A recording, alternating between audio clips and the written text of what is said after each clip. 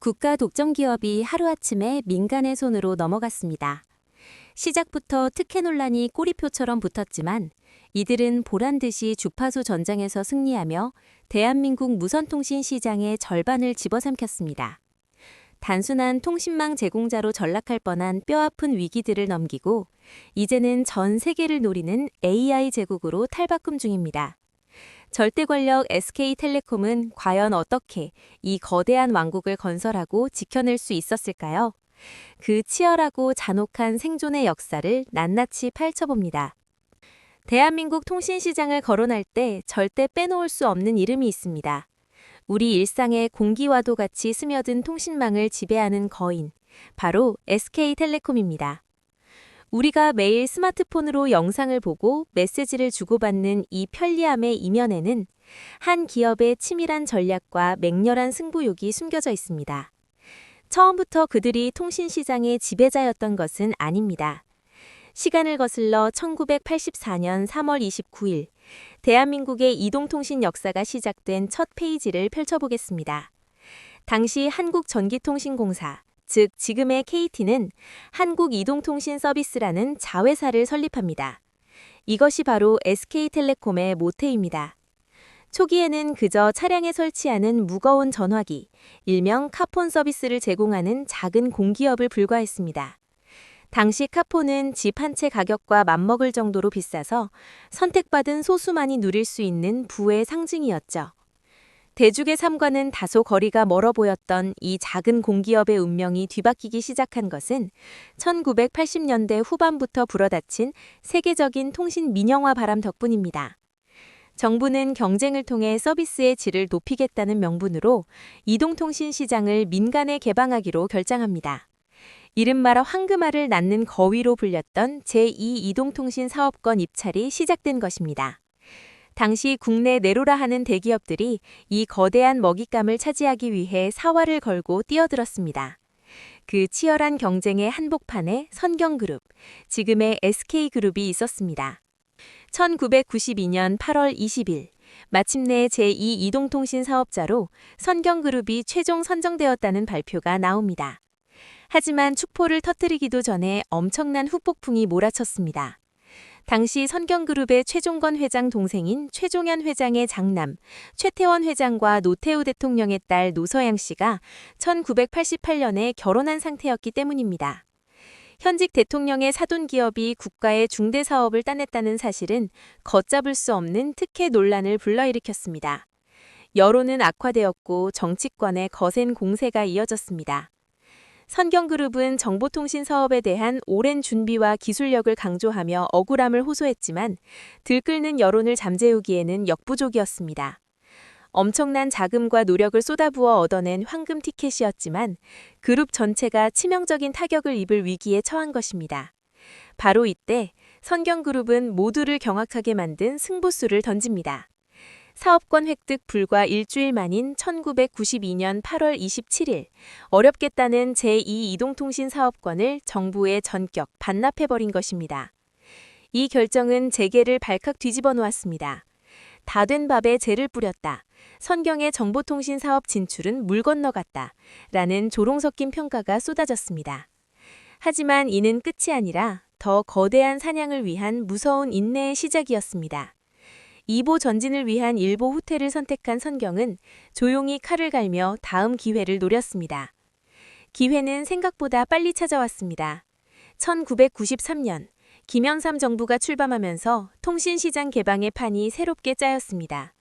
정부는 새로운 사업자를 선정하는 대신 기존 공기업이었던 한국이동통신의 주식을 민간에 매각하여 민영화하는 방식을 택했습니다. 선경은 이 기회를 놓치지 않았습니다. 1994년 1월 10일, 선경그룹은 정부가 내놓은 한국이동통신 주식 23%를 매입하며 최대 주주로 등급합니다. 이 과정도 결코 순탄하지 않았습니다. 당시 주식 인수대금은 무려 4,171억 원. 지금 가치로 환산해도 엄청난 액수지만 당시로서는 상상을 초월하는 천문학적인 금액이었습니다. 많은 이들이 너무 비싸게 샀다, 승자의 저주에 빠질 것이라며 우려의 목소리를 높였습니다. 주변의 만류에 불구하고 선경은 이 투자가 미래를 위한 확실한 베팅임을 굳게 믿었습니다. 결국 공기업을 인수하는 정면 돌파 방식을 통해 지긋지긋한 특혜 논란의 꼬리표를 떼어내고 당당히 통신시장에 진입하는 데 성공합니다. 1997년 3월 1일 기업 이름을 지금의 SK텔레콤으로 바꾸면서 그들은 마침내 통신세국의 화려한 출발을 알리게 됩니다. 막대한 자본을 쏟아부어 민간 기업으로 거듭난 직후 통신시장은 그야말로 폭풍 전야였습니다.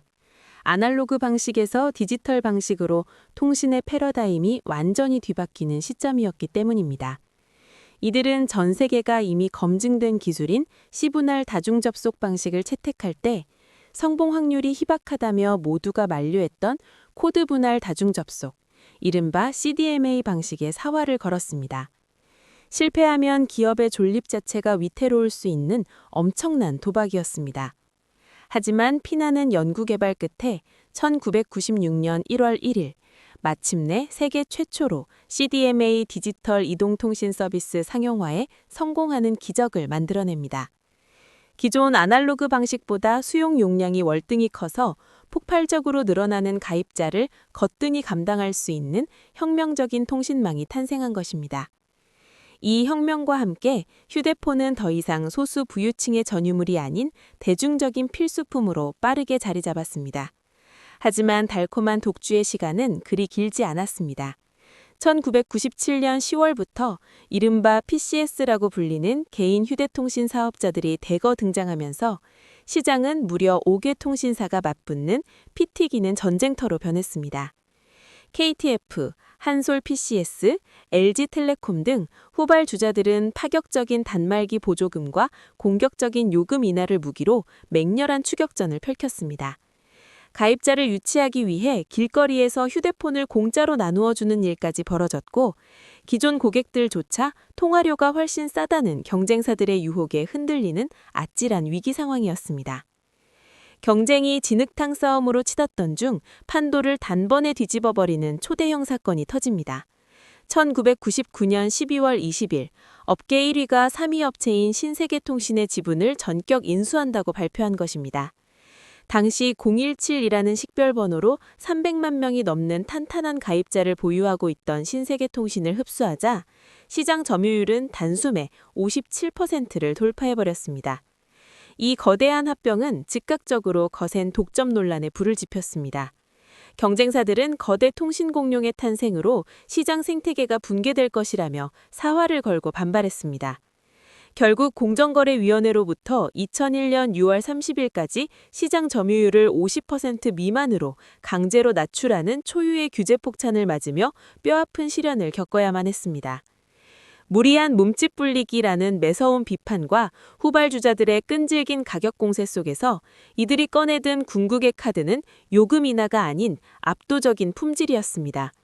모두가 10초당 통화료가 얼마인지 목소리를 높일 때 이들은 조용히 때와 장소를 가리지 않습니다라는 묵직한 메시지를 던졌습니다.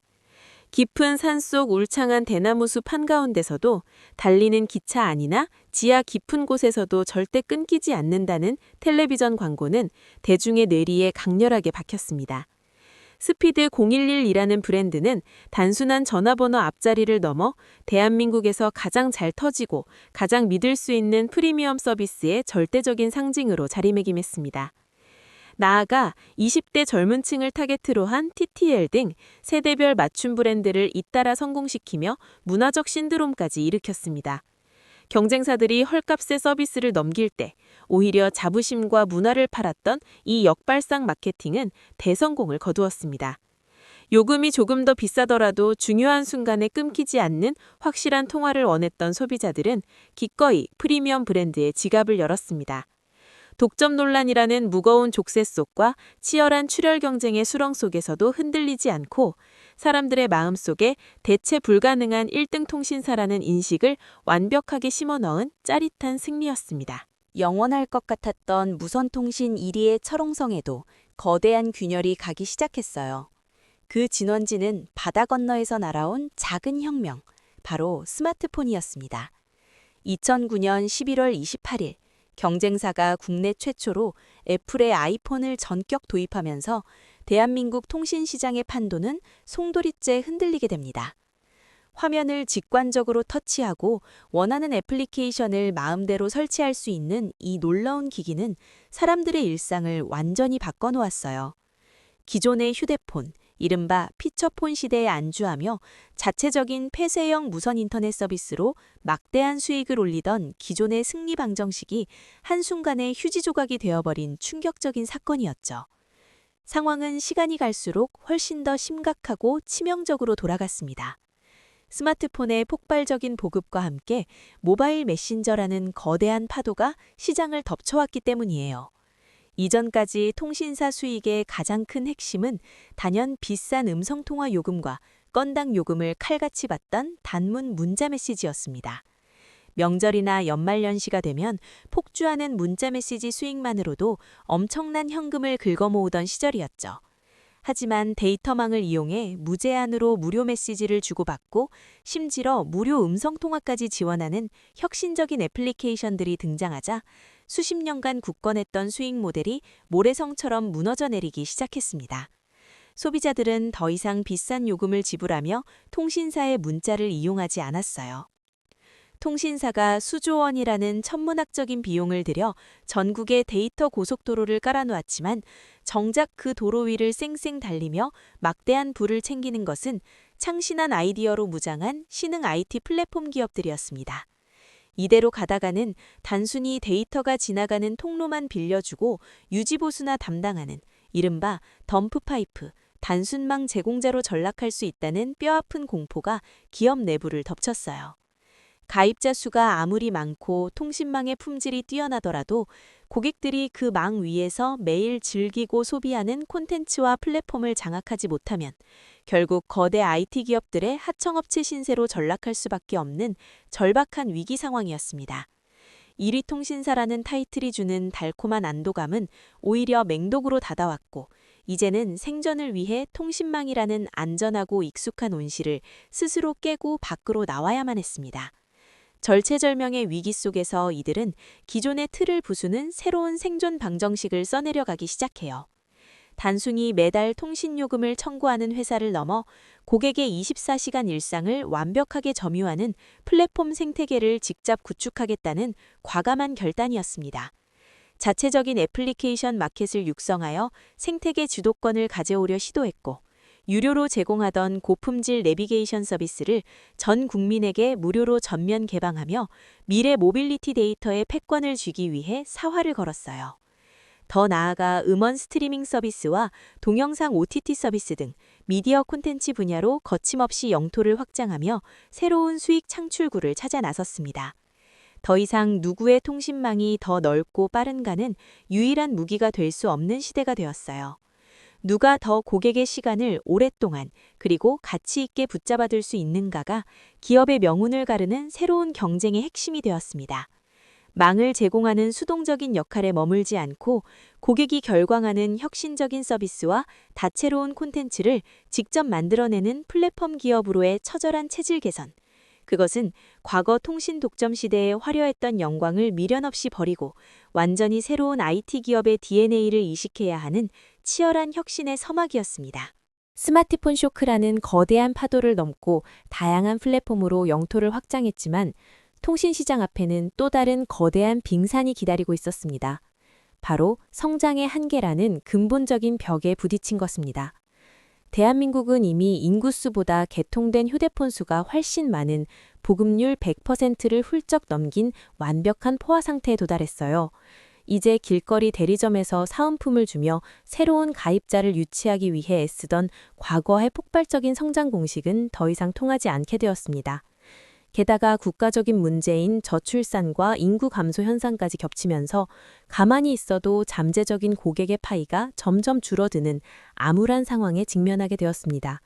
더 이상 기존의 무선통신 사업만으로는 눈부신 매출 성장을 기대할 수 없는 철저하고도 냉혹한 정체기가 찾아온 것이죠. 성장은 멈췄는데 통신망을 유지하고 발전시키는 데 들어가는 비용은 날이 갈수록 기하급수적으로 늘어났습니다. 2019년 4월 3일 세계 최초로 5G 서비스를 상용화하며 또 한 번 대한민국의 통신 기술력을 전 세계에 과시했지만 그 이면에는 수조 원에 달하는 천문학적인 주파수 할당 비용과 촘촘한 기지국 구축 비용이라는 무거운 청구서가 존재했어요. 막대한 자본을 쏟아부어 데이터 속도를 획기적으로 높여놓아도 소비자들은 이미 현재의 속도에 충분히 만족하고 있었기에 더 비싼 5G 요금제를 기꺼이 지불하려 하지 않았습니다. 오히려 물가 상승과 맞물려 가계 통신비 부담을 줄여야 한다는 사회적 압박과 정부의 요금 인하 규제는 해가 갈수록 거세졌죠.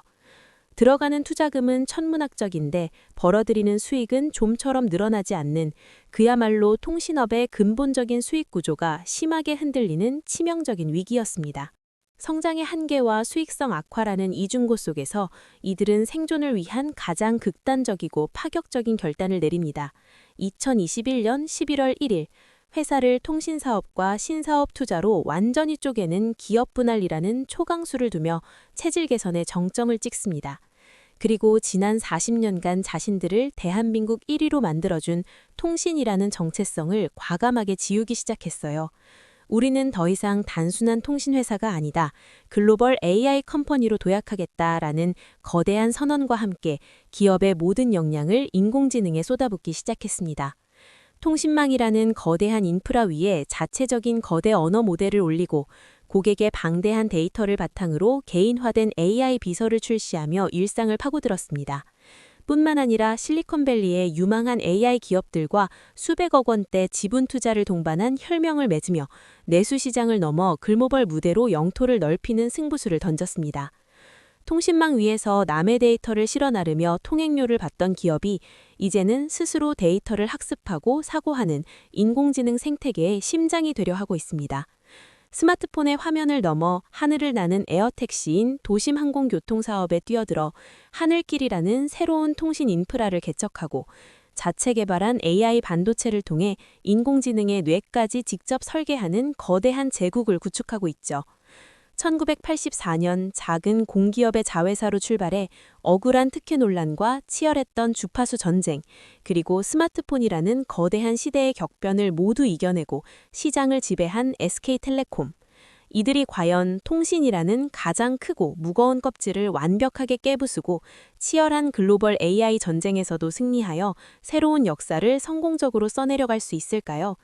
황금알을 낳는 거위를 삼키며 시작된 이들의 잔혹하고도 위대한 생존의 전쟁은 지금 이 순간에도 멈추지 않고 계속되고 있습니다.